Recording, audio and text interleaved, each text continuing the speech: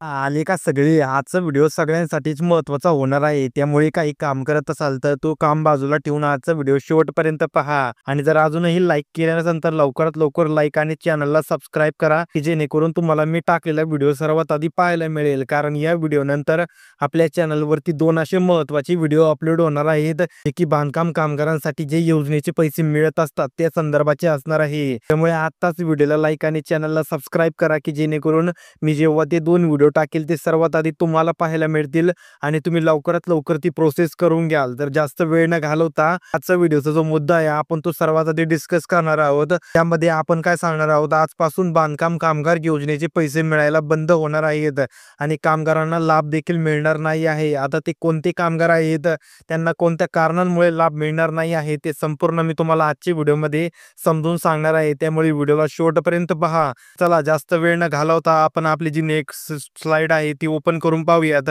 ज्यामध्ये आपल्याला महाराष्ट्र सरकारने काही कामगार योजनेअंतर्गत ज्या काही नवीन अपडेट्स आहेत त्या त्यांनी सांगितलेल्या आहेत. ज्यामध्ये महाराष्ट्र इमारत व इतर बांधकाम कामगारांसाठी महत्त्वाच्या सूचना जे आपलं महाबीओसी आहे त्यांनी आपल्याला सांगितलेलं आहे, त्या सर्वप्रथम मी तुम्हाला एक एक करून समजून सांगणार आहे. त्यामुळे तुम्ही व्हिडिओला शेवटपर्यंत पहा आणि तुमचे काही ओळखीचे लोक असतील त्यांच्यामध्ये देखील हा व्हिडिओ शेअर करा, की जेणेकरून त्यांना देखील ही बांधकाम कामगार योजनेअंतर्गत संबंधातील जी बातमी आहे ती कळून जाईल. तर यामध्ये पहिला पॉईंट काय आहे आपल्या महाराष्ट्र सरकारने आपल्याला सांगितलेला, तो आहे रिन्युअल बद्दलचा. जर तुम्ही रिन्युअलसाठी अप्लाय केलेला असेल किंवा रिन्युअलसाठी प्रोसेस तयारी केली असेल तर तुमचं रिन्युअल केव्हा होणार आहे ते देखील आता त्यांनी आपल्याला सांगितलेलं आहे. तुम्हाला यासाठी ऑनलाईन ॲप्लिकेशन भरावं लागत असतं.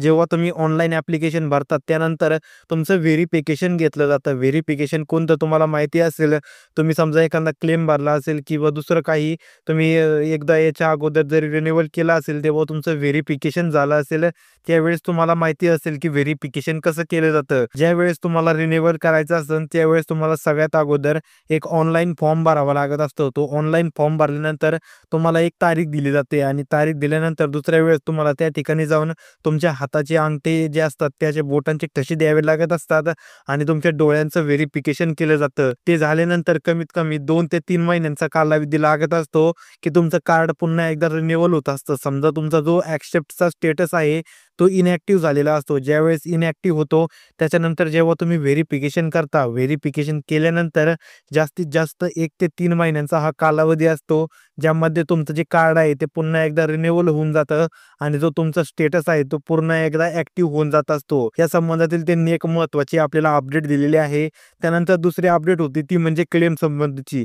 आता तुम्ही जे वेगवेगळे क्लेम भरत असतात, उदाहरणार्थ जो स्कॉलरशिपचा क्लेम झाला अथवा दुसरा एखादा लग्नाचा क्लेम झाला अथवा काही मृत्यूचा क्लेम झाला किंवा पहिली मुलगी झाल्याचा क्लेम झाला, या संबंधीचे तुम्ही जे क्लेम असतात ते भरत असतात त्या संदर्भातील देखील त्यांनी एक महत्त्वाचे अपडेट आपल्याला दिलेले आहे. ज्यामध्ये त्यांनी सांगितलंय की आचारसंहितेमुळे जे क्लेम आता मागे राहिले होते, म्हणजेच ज्यांचे व्हेरिफिकेशन झाले होते अथवा काहींचे व्हेरिफिकेशन नसून झाले त्या लोकांचे आता व्हेरिफिकेशन चालू झालेले आहेत आणि ज्यांचे व्हेरिफिकेशन झाले होते त्यांच्या खात्यामध्ये आता पैसे पाठवायला सुरुवात झालेली आहे. आणि हे कोणत्यासाठी असणार आहे, ज्यांचा फॉर्म पूर्णतः अप्रूव्ह झालेला आहे त्यांनाच फक्त आता योजनेचा लाभ मिळणार आहे. ज्यांचा फॉर्म डिसअप्रूव्ह झालेला आहे त्यांना काय करायचं आहे, पुन्हा एकदा आपला फॉर्म भरायचा आहे, पुन्हा एकदा व्हेरिफिकेशनसाठी एक तारीख निवडायची आहे. कोणतीही तारीख तुम्ही 1 ते 31 या दिवसांमधील कोणतीही एक तारीख निवडू शकता. तुमच्या मनाने तुम्हाला निवडता येत असते आणि त्या दिवशी तुम्हाला जिल्ह्याच्या ठिकाणी जाऊन, ज्या ठिकाणी महाराष्ट्र इमारत व इतर कामगार कल्याणकारी मंडळ असेल त्या ठिकाणी जाऊन तुम्हाला तुमचे ओरिजिनल कागदपत्र दाखवून व्हेरिफिकेशन करायचं आहे. आणि ते व्हेरिफिकेशन झाल्यानंतर तुम्हाला 1 ते 2 महिन्यांच्या आतमध्येच तुमचा जो मेसेज येणार आहे की तुमचा फॉर्म अप्रूव्ह झाला आहे की डिसअप्रूव्ह झाला. जर तुम्ही भरलेला क्लेम डिसअप्रूव्ह झाला असेल तर तो तुम्हाला 15 दिवस ते 1 महिन्याच्या आतमध्येच तुम्हाला तो मेसेज येऊन जाईल की तुमचा फॉर्म हा डिसअप्रूव्ह झालेला आहे. आणि जर फॉर्म डिसअप्रूव्ह झालेला नसेल तर त्याचं व्हेरिफिकेशन चालू असतं. तुमच्या वेगवेगळ्या स्कीम्स असतात, जशी E01 एक स्कीम असते, त्यानंतर E02 एक स्कीम असते, E03 अशा प्रकारच्या खूप साऱ्या स्कीम्स असतात. यापैकी तुमची कोणतीही स्कीम जर अप्रूव्ह किंवा डिसअप्रूव्ह झाली, डिसअप्रूव्ह व्हायची असेल तर त्याचा मेसेज हा 15 दिवस ते 1 महिने या कालावधीमध्येच येत असतो. पण जर 30 भरलेला तुम्ही क्लेम जर अप्रूव्ह होण्याच्या मार्गावरती असेल तर त्याला वेळ लागतो. त्याचं क्रॉस व्हेरिफिकेशन 2-3 वेळा केलं जातं. डेस्क ऑफिसर असतात. ऑफिसर जे डेस्क ऑफिसर असतात त्या ठिकाणी तुमचं 2-3 ठिकाणी 1 डेस्क ऑफिसर, 2 किंवा 3 असे डेस्क ऑफिसर असतात प्रत्येक ठिकाणी. त्या ठिकाणी तुमचं व्हेरिफिकेशन केलं जातं आणि जर तुम्ही पूर्णतः बरोबर भरत असाल तर तुमचं जे व्हेरिफिकेशन आहे ते व्यवस्थितरित्या चालू जातं आणि तुमचा फॉर्म हा लास्टली अप्रूव्ह केला जातो. म्हणजे तुमचा जो भरलेला अर्ज आहे तो मंजूर केला जातो आणि पुढील कार्यवाहीसाठी पुढच्या मंडळाकडे पाठवला जातो. अशा प्रकारचा मेसेज तुम्ही ज्या ठिकाणी मोबाईल नंबर लॉग इन केलेला आहे त्या ठिकाणी जो मोबाईल नंबर आहे तुमच्या कार्डला त्यावरती मेसेज येत असतात. तुम्हाला तुमचा मोबाईल नंबर देखील ॲक्टिव्ह ठेवायचा आहे, जेणेकरून तुम्हाला तुमची जी बांधकाम कामगारासंदर्भात तुम्ही क्लेम भरत असतात किंवा दुसरे काही तुमच्या ज्या अपडेट्स असतात, तुम्ही काही प्रोसेस केलेल्या असतात रिन्युअलसाठी अथवा क्लेमसाठी, त्या संबंधीचे प्रत्येक मेसेज तुम्हाला त्या मोबाईल नंबरवरती OTPद्वारे किंवा मेसेजद्वारे कळवले जात असतात. त्यामुळे तुम्हाला तुमचा मोबाईल नंबर देखील अप टू डेट ठेवायचा आहे.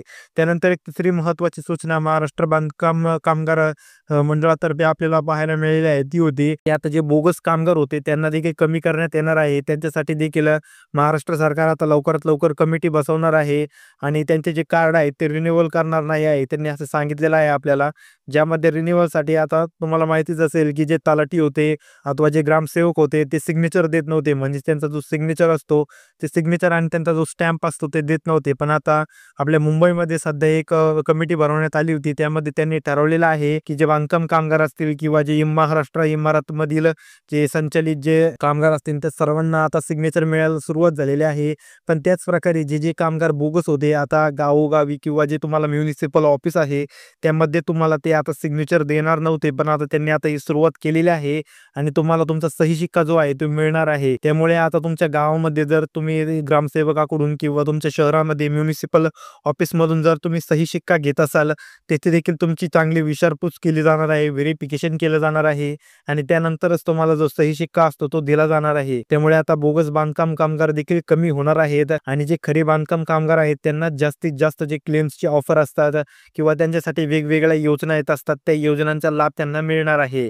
त्याच प्रकारे आता मी तुम्हाला सांगितलं होतं की आपल्या व्हिडिओच्या सुरुवातीस की आता बांधकाम कामगारांना जे योजनेचे पैसे आहेत ते मिळणार नाही.